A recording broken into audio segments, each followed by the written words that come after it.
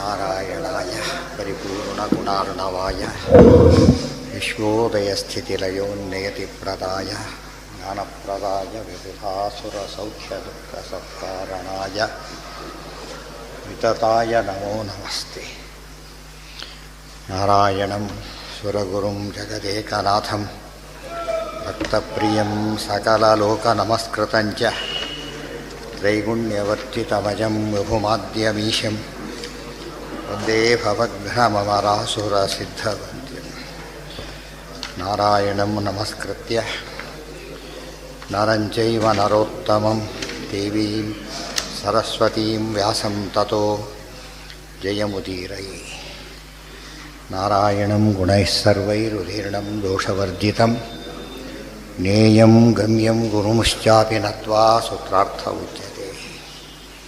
ಕಥಾಲಕ್ಷಣಂ ನೃಸಿಂಹಮಖಿಲಾಜ್ಞಾನತಿಮಿರಾಶಿಶಿರದ್ಯುತಿಂ ಸಂಪ್ರಣಮ್ಯ ಪ್ರವಕ್ಷ್ಯಾಮಿ ಕಥಾಲಕ್ಷಣಮಂಜಸಾ. ವಾದೋ ಜಲ್ಪೋ ವಿತಂಡೇತಿ ತ್ರಿವಿಧಾ ವಿದುಷಾಂ ಕಥಾ ತತ್ವನಿರ್ಣಯಮುದ್ದಿಶ್ಯ ಕೇವಲಂ ಗುರುಶಿಷ್ಯಯೋಃ ಕಥಾ ಅನ್ಯೇಷಾಮಪಿ ಸತಾಂ ವಾದೋ ವಾ ಸಮಿತೆ ಶುಭಾ. ಖ್ಯಾತ್ಯಾದ್ಯರ್ಥಂ ಸ್ಪರ್ಧಯಾ ವಾ ಸತಾಂ ಜಲ್ಪ ಇತೀರ್ಯತೆ. ವಿತಂಡಾತು ಸತಾಮನ್ಯೈಃ ತತ್ವಮೇಷು ನಿಗೂಹಿತಂ. ಸ್ವಯಂ ವಾ ಪ್ರಾಸ್ತಿಕೈರ್ವಾದೆ ಚಿಂತಯೇತ್ ತತ್ವನಿರ್ಣಯಂ. ರಾಗದ್ವೇಷವಿಹೀನಾಸ್ತು ಸರ್ವವಿದ್ಯಾವಿಶಾರದಾಃ ಪ್ರಾಸ್ತಿಕಾ ಇತಿ ಸಂಪ್ರೋಕ್ತಾಃ ವಿಷಮಾ ಏಕ ಏವ ವಾ. ಅಶೇಷ ಸಂಶಯಚ್ಛೇತ್ತ ನಿಸ್ಸಂಶಯಮುದಾರಧೀಃ ಏಕಶ್ಚೇತ್ ಪ್ರಾಸ್ತಿಕೋ ಜ್ಞೇಯಃ ಸರ್ವದೋಷವಿವರ್ಜಿತಃ. ಏಕೋ ವಾ ಬಹವೋ ವಾ ಸ್ಯುಃ ವಿಷ್ಣುಭಕ್ತಿಪರಾಃ ಸದಾ. ವಿಷ್ಣುಭಕ್ತಿರಿ ಸರ್ವೇಷಾಂ ಸದ್ಗುಣಾನಾಂ ಸ್ವಲಕ್ಷಣಂ. ಪೃಷ್ಟೇನಾಗಮ ಏವಾದೌ ವಕ್ತವ್ಯಃ ಸಾಧ್ಯಸಿದ್ಧಯೇ. ನೈಷಾ ತರ್ಕೇಣಾಪನೇಯ ಮತಿರಿತ್ಯಾಹ ಹಿ ಶ್ರುತಿಃ.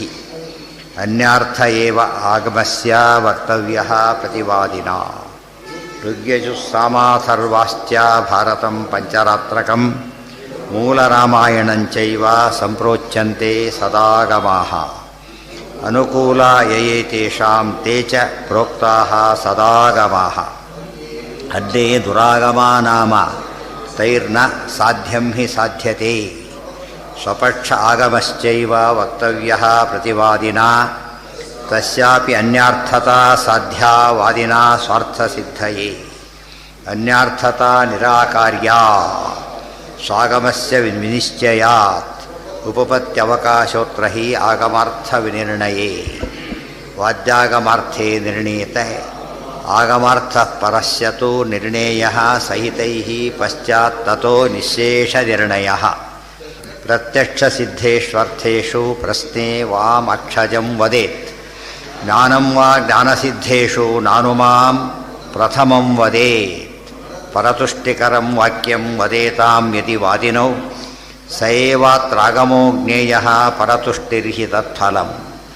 ಏವಂ ನಿರ್ಣಯಪರ್ಯಂತಂ ವಾದೇ ಸುಬಹವೋಪಿ ಘಟೇಯುಃ ಚಿರಕಾಲಂಚ ಜಲ್ಪೆ ಯಾವತ್ ಪರೋಜಿತಃ. ಅದಾಗಬೇಕು. ಸ ಏವಾತ್ರಾಗಮೋ ಜ್ಞೇಯಃ ಪರತುಷ್ಟಿರ್ಹಿ ತತ್ಫಲಂ. ಯಾವುದೇ ಕೆಲಸಕ್ಕೆ ಏನಾಗಬೇಕಾಗಿದೆ ಅದಕ್ಕೆ ಸಂಬಂಧಪಟ್ಟ ಮಾತನ್ನೇ ಆಗಮ ಅಂತ ಕರೆಯೋದ್ರಿಂದ ವೇದಾದಿ ಶಾಸ್ತ್ರ ವಿಚಾರ ಬಂದ ಕಾಲಕ್ಕೆ ಅವನ್ನೇ ಕೊಡಬೇಕು. ಲೌಕಿಕದಲ್ಲಿ ಬೇರೆ ವಿಷಯ ಬಂದ ಕಾಲಕ್ಕೆ ಸಂಬಂಧಪಟ್ಟ ಡಾಕ್ಯುಮೆಂಟೇ ಕೊಡಬೇಕೆ ಹೊರತು ಬೇರೆ ಅಲ್ಲ. ಬರೀ ಯುಕ್ತಿಯಿಂದ ಸಿದ್ಧವಾಗಲಿಕ್ಕೆ ಸಾಧ್ಯ ಇಲ್ಲ ಅಂಥೇಳಿ. ಪರತುಷ್ಟಿಕರಂ ವಾಕ್ಯಂ ಏವಂ ನಿರ್ಣಯ ಪರ್ಯಂತಂ ವಾದೇ ಸುಬಹವೋಪಿ ಘಟೇಯು ಚಿರಕಾಲೇ ಚ ಚಿರಕಾಲಂಚ ಜಲ್ಪೆ ಯಾವತ್ ಪರೋಚಿತಃ. ವಾದ ಎಲ್ಲಿವರೆಗೆ ನಡಿಬೇಕು ಅಂತ ಕೇಳಿದರೆ ಏವಂ ನಿರ್ಣಯ ಪರ್ಯಂತಂ ವಾದೇ. ನಿರ್ಣಯ ಆಗೋವರೆಗೆ ನಡೀತಾ ಇರಬೇಕು. ವಾದಕ್ಕೆ ಅದು ಇದಿಲ್ಲ, ಟೈಮಿಂಗ್ಸಲ್ಲಿ ಟೈಮ್ ಬೌಂಡ್ ಅಲ್ಲ ವಾದ. 10-20 ವರ್ಷ ಬೇಕಾದ್ರೂ ಆಗಬಹುದು, ಗೊತ್ತಾಗ್ತಾ. ಕೆಲವೊಮ್ಮೆ ಆಗದೇನೂ ಇರಬಹುದು. ಆದರೆ ಒಳ್ಳೆಯ ಪ್ರಶ್ನೆ, ಅದು ಒಳ್ಳೆಯ ಉತ್ತರ ಸಿಕ್ಕರೆ ಭಾರಿ ಸಂತೋಷ. ಪ್ರಶ್ನೆ ಸರಿ ಇದ್ದು ಉತ್ತರ ಸಿಗದೆ ಹೋದರೆ ಸಿಗಲಿಲ್ಲ ಅಂತ ಹೇಳಬೇಕೆ ಹೊರತು ಏನು ಹೇಳಬಾರ್ದು, ಯಾವುದೋ ಉಡಾಫೆ ಉತ್ತರ ಕೊಟ್ಟು ಅದನ್ನು ಮುತ್ತುಪ್ಪಿಸೋದಕ್ಕೆ ಹೋಗಬಾರ್ದು. ವಾದದ ಉದ್ದೇಶನೇ ಅದು. ಅದಕ್ಕೆ ಏವಂ ನಿರ್ಣಯ ಪರ್ಯಂತಂ ವಾದೇ ಸುಬಹವೋಪಿ ಘಟೇಯು ಚಿರಕಾಲ. ತುಂಬ ಜನ ಸೇರ್ಬೋದು. ಒಬ್ಬನ ಹತ್ರ ಹೋದ ಆಗಲಿಲ್ಲ, ಮತ್ತೊಬ್ಬರು ಕೇಳಿದ ಅಲ್ಲೂ ಆಗಲಿಲ್ಲ. ಅನೇಕನ ಕೇಳ್ಬೋದು, ಒಬ್ಬರೇ ಕೇಳಬೇಕು ಅಂತಿಲ್ಲ. ಯಾವ ಕಾಲಕ್ಕೂ ಒಂದು ಕಡೆ ತೀರ್ಮಾನ ಆಯಿತು, ಭಾರಿ ಸಂತೋಷ. ಆಗದೆ ಹೋದರೆ ಆಗಲಿಲ್ಲ ಅಂತ ಆಯ್ತೆ ಹೊರತು ಅದು ಯಾವುದು ಸೋತರು ಗೆದ್ದರು ಪ್ರಶ್ನೆ ಬರೋದಿಲ್ಲ ಅದರಲ್ಲಿ. ಜಲ್ಪದಲ್ಲಿ ಹಾಗಲ್ಲ. ಯಾವತ್ ಪರೋಜಿತ, ಎಲ್ಲಿವರೆಗೂ ವಾದ ಮಾಡಬೇಕು ಜಲ್ಪದೊಳಗೆ? ಒಬ್ಬರು ಗೆಲ್ಲವರೆಗೂ. ಅದು ಕೂಡ ಟೈಮ್ ಬೌಂಡ್. ಮತ್ತೆ ಎಷ್ಟು ದಿವಸ ಬೇಕಾರಾಗಲಿ ಅಂತ ಎದ್ದುಬಿಟ್ರೆ ನಡೀತಾನೆ ಇರ್ಬೋದು ವಾದ, ಗೊತ್ತಾಯ್ತಾ? ಯಾವುದು ಜಲ್ಪ. ಆದರೆ ಇಷ್ಟು ದಿವಸದಲ್ಲೇ ಮುಗಿಸ್ಬೇಕು ಅಂತ ಅಷ್ಟು ದಿವಸದಲ್ಲೇ ಮುಗಿಸ್ಬೇಕು, ಇಷ್ಟು ಗಂಟೆಯಲ್ಲೇ ಆಗಬೇಕು. ಒಟ್ಟು ಟೈಮ್ ಬೌಂಡ್ ಆಗಬಹುದು. ಮತ್ತು ಒಬ್ಬರು ಗೆಲ್ಲಬಹುದು, ಗೆಲ್ಲವರಿಗೆ ನಡೀತಾನೆ ಇರಬಹುದು. ಎಷ್ಟೊತ್ತು ತುಂಬ ದೀರ್ಘಕಾಲ ವ್ಯಾಸರಾಜರ ಕಾಲಕ್ಕೆ ತಿಂಗಳಿಗಟ್ಟಲೆ ವಾದ ನಡೆದು ಎಲ್ಲರನ್ನೂ ಸೋಲಿಸಿದರು ವ್ಯಾಸರಾಜರು ಅಂಥೇಳಿ ವ್ಯಾಸಯೋಗಿ ಚರಿತೆಯಲ್ಲಿ ಬರೀತಾರೆ. ಎಲ್ಲರನ್ನೂ ಕೂಡ ಸೇರಿಸ್ತಾ ಹೋಗ್ತಾರೆ. ಇದು ಅರ್ಥ ಮಾಡಿಕೊಂಡ್ರೆ ಯಾವ ಶಾಸ್ತ್ರದಲ್ಲಿ ಬಂದರೂ ಕೂಡ ಅಂಥ ಪಾಂಡಿತ್ಯ ಅವರಲ್ಲಿತ್ತು. ಏವಂ ನಿರ್ಣಯ ಪರ್ಯಂತಂ ವಾದೇ ಸುಬಹವೋಪಿ ಘಟೇಯು ಚಿರಕಾಲಂಚ ಜಲ್ಪೆ ಯಾವತ್ ಪರಹ ಅಂದರೆ ಪ್ರತಿವಾದಿ ಸೋರವ. ಇವನಿಗೆ ಅವನು ಪ್ರತಿವಾದಿ, ಅವನಿಬ್ಬರು ಸಜ್ಜನರಾದ್ದರಿಂದ ಇವನಿಗೆ ಅವನಿವರು ಪ್ರತಿವಾದಿಗಳು. ಯಾವತ್ ಪರೋಚಿತ ತತ್ವನಿರ್ಣಯ ವೈಲೋಮ್ಯಂ ವಾದೇ ಸಾಕ್ಷಾತ್ ಪರಾಜಯ ಸಂವಾದೇ ಶ್ಲಾಘ್ಯತೈವ ಸ್ಯಾತ್ ಗುರುತ್ವಂ ಇತರಸ್ಯ ಚ. ಈ ವಾದದಲ್ಲಿ ಸೋಲು ಗೆಲುವು ಅಂತ ಅರ್ಥ ಇಲ್ಲ ಅದಕ್ಕೆ. ವಾದದಲ್ಲಿ ಪ್ರಶ್ನೆ ಕೇಳಿದ ಉತ್ತರ ಕೊಟ್ಟ ಮುಗಿದೋಯ್ತು ಅಷ್ಟೇ. ಅಲ್ಲಿಗೂ ಕರೆಯೋದಾದರೆ ಒಬ್ಬ ಪ್ರಶ್ನೆ ಕೇಳಿದ್ರೆ ಸರಿಯಾಗಿ ಉತ್ತರ ಕೊಟ್ಟಾಯ್ತ, ಒಪ್ಪಲಿಲ್ಲ ಅವನು, ಗೊತ್ತಾಯ್ತು? ಸರಿಯಾಗಿ ಉತ್ತರ ಕೊಟ್ಟರು ಒಪ್ಪಲಿಲ್ಲ. ಅದು ಯಾರು ದೋಷ? ಅದೀಗ ಸರಿಯಾದ ಉತ್ತರ ಸಮಸ್ಯೆನೇ ಇಲ್ಲ, ಎಲ್ಲ ಪ್ರಮಾಣ ಕೊಟ್ಟಾಯಿತು, ಒಪ್ಪೋದಿಲ್ಲ ಅಂತ ಹೇಳ್ತಾರೆ. ಅವಾಗ ಅವ್ನು ಸೋತಾಗ ಲೆಕ್ಕ. ಅವನು ಸೋಲು ಗೆಲುವು ಇರ್ತಿದ್ದಿಲ್ಲ. ಬಟ್ ಆ ರೀತಿ ಹಠ ಹಿಡಿದಾಗ ಏನಾಗುತ್ತದ? ಸೋತ ಅಂತಲೇ ಕರೀಬೇಕು. ಪ್ರಮಾಣ ಕೊಟ್ಟರೂ ಒಪ್ಪದೆ ಹೋದರೆ ಅದು ದೋಷ. ಯಾಕೆ? ಪ್ರಮಾಣದಿಂದ ಪ್ರಮೇಯ ನಿಶ್ಚಯ ಆಗಬೇಕು. ಪ್ರಮಾಣ ಕೊಟ್ಟಾಗಿಬಿಟ್ಟಿದೆ, ಆದರೂ ಒಪ್ಪೋದಿಲ್ಲ ಅಂದರೆ ಅವನು ಸರಿ ಇಲ್ಲ. ಆದ್ದರಿಂದ ಸೋತ ಅಂತ ಕರಿಬೇಕು. ವೈಲೋಮ್ಯ ಅಂದ್ರೇನು?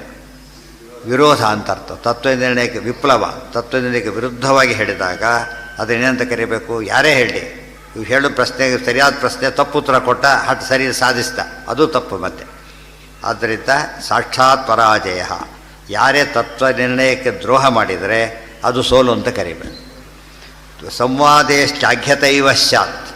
ಒಪ್ಕೊಂಡ್ಬಿಟ್ರೆ ಪ್ರಶಂಸೆ ಮಾಡಬೇಕು. ನೀ ಸೋತಿ ಅಂತ ಹೇಳಬಾರ್ದು. ಅವನ್ನ ಪ್ರಶ್ನೆ ಕೇಳಿದ, ಉತ್ತರ ಕೊಟ್ಟ, ಖುಷಿಯ ಒಪ್ಕೊಂಡ್ಬಿಟ್ಟ. ನೀ ಸೋತಿ ನೋಡು, ನಾನು ಗುರುವಾದ ಅಂತ ಹೇಳಬಾರ್ದು. ಅದು ಸೋಲುಗಲೂನು ಪ್ರಶ್ನೆ ಅಲ್ಲ. ಏನು ಪ್ರಶ್ನೆ ಅದು? ತತ್ವ ಹೇಳಿದ ಪ್ರಶ್ನೆ. ಆ ಶಿಷ್ಯನಿಗೆ ಭಾರಿ ಹಿಡಿಸ್ತು ಅಂತ ತಿಳ್ಕೊಂಡ್ಬಿಡೋಣ. ಅವಾಗ ಏನು ಮಾಡಬೇಕು? ಗುರು ಅಂತ ಒಪ್ಕೊಂಡ್ಬಿಡ್ಬೇಕು. ಅವನ ಅನೇಕ ಪ್ರಶ್ನೆಗೂ ಉತ್ತರ ಕೊಟ್ಬಿಟ್ಟ ಪಟ. ಅವಾಗೇನು ಹೇಳಬೇಕಾಗ? ಗುರುಗಳು ಅಂತ ಹೇಳಬೇಕು. ಸಂವಾದೇ ಶ್ಲಾಘ್ಯತೆ, ಸಂವಾದೇ ಒಪ್ಕೊಂಡಾಗ ಶ್ಲಾಘ್ಯತಾಯವ ಅಪ್ರಿಷಿಯೇಟ್ ಮಾಡಬೇಕೆ ಹೊರತು ಶಿಕ್ಷಾ ಅಪರಾಧಿ ಅಲ್ಲ. ಅವನು ಪ್ರಶ್ನೆ ಬಂದಿರುತ್ತೆ, ಕೇಳಿದ, ಉತ್ತರ ಸಿಕ್ತು, ಒಪ್ಪಿಕೊಂಡ, ಮುಗಿದೋಯ್ತು. ಶ್ಲಾಘ್ಯತೈವ ಸ್ಯಾತ್ ಗುರುತ್ವಂ ಇತರಸ್ಯ ಚ. ಹೇಳಿದವನಿಗೆ ಗುರುತ್ವ ಬಂತು, ಇವರಿಗೆ ಶಿಷ್ಯನಾಗಿ ಶ್ಲಾಘಿತನಾದ, ಅಷ್ಟೇ ಹೊರತು ಬೇರೆ ರೀತಿ ಪರಾಜಯ ಅನ್ನೋದು ವಾದದಲ್ಲಿ ಬರೋದಿಲ್ಲ. ವಾದಕಥೆಯ ವಿಶೇಷತೆ ಅದು.